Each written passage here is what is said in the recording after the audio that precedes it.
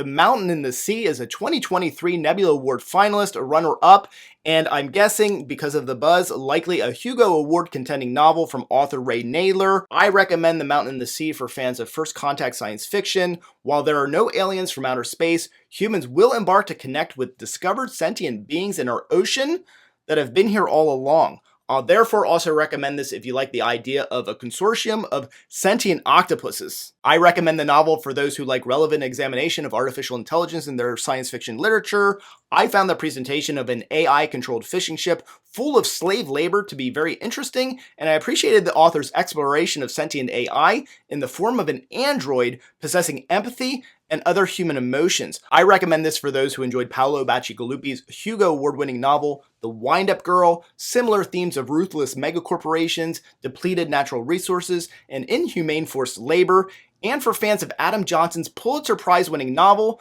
The Orphan Master's Son, which might come to mind for some readers. Those books are good company to be in.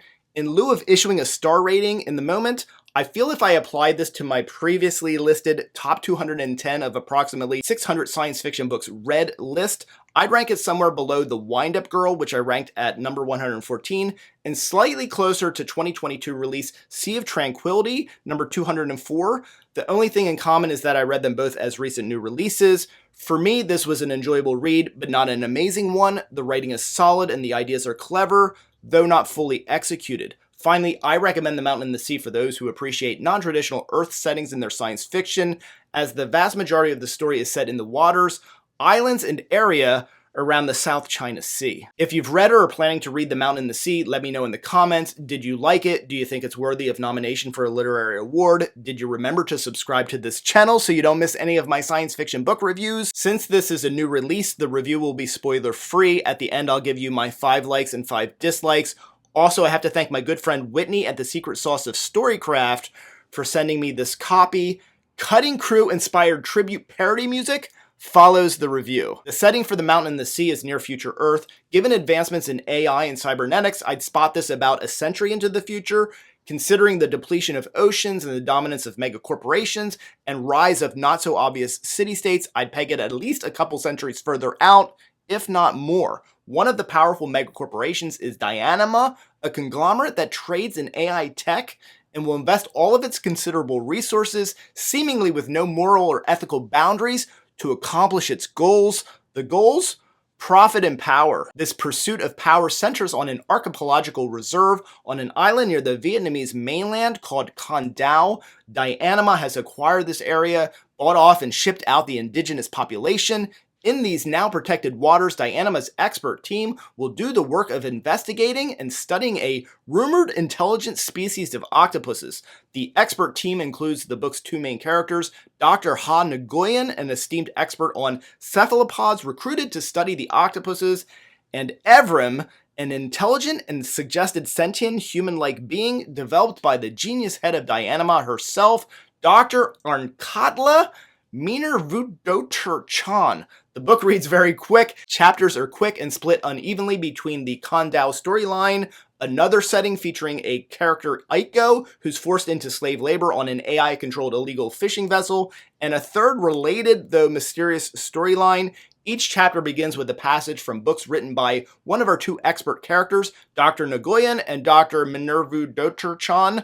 The brief passages are eloquent and share excerpts about Minervudotur-chan's exploration of the brain and intelligence, and Nguyen's experiences studying cephalopods' behavior. Dr. Nguyen and Evrim have an amazing opportunity to study the compelling intelligent octopuses on the island. This is a rare and potentially fleeting opportunity. Finding intelligence in beings so different from ourselves in both biology and behavior cannot be kept secret for long, and surely other interested, powerful, aggressive parties will not be kept at bay for long. Studying the evolution of these beings could have huge ramifications for the future of artificial intelligence. While the book is mostly well known for the study of intelligent octopuses and the challenge of finding common ground language, I found the examination of humanity and created artificial beings to be most intriguing.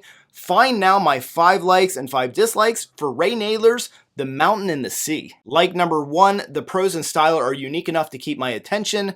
Dislike number 1, for a book that reads fast, I was still a little bit bored even after 100 pages. Also, Ha's reluctance to buy into whatever everyone is selling feels contrived at first and is really info-dumpy, and it's too obvious for my benefit. I don't disagree that she could be so cynical, and I don't necessarily hold it against Naylor that I was interpreting it to feel too manufactured. I definitely own that it might be a me thing. Like number 2, I paused at page 170, recognizing that I was starting to like the book. Both the AI slave ship fishing vessel storyline and the octopus scientist researcher storyline begin to hit their stride, and they're complementary of one another. Dislike number 2, it's a bit monster movie-ish. We do tend to make allowances for this in lit more than we do in film, but a killer octopus walking the beach, born from the stresses man places on the depleted oceans. It's up to me, the reader, to make it not a monster movie. Again, this is maybe a me thing. The rest of these likes and dislikes will be mildly spoilery, so you are forewarned.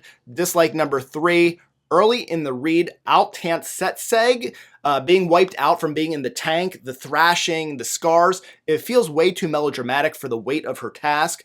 At this one particular instance, maybe I'm missing something, but all she did was fire on some ships. Was she in a firefight with rogue vessels running this way and that way? Correct me if you read this differently than I did. Like number 3, the mutiny on the ship and that Aiko was an unknowing pawn and a decoy. This was maybe the only surprising moment in the book. Dislike number 4, I enjoy most of the pre-chapter excerpts from the scientists' books. They are insightful. Once in a while it's a fail. Saying something deep that can be said in a sentence is instead waxed poetic for 2 paragraphs. This only happened once or twice, but I did notice. Dislike number 5, after the 3rd or 4th revisiting of Ha's Scuttlefish story, the dialogue veers a little bit melodramatic, and it doesn't land with the power that I assume is intended. Like number 4, Ha bonding with Evrim and her statement that she is willing, reluctantly, to kill for him. Like number 5, the AI ship as a concept is really interesting.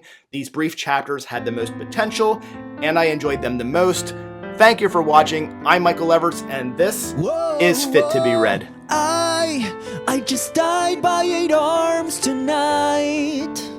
It must have been something with knives.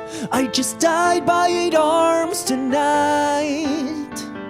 Whoa, I just might die on this boat tonight.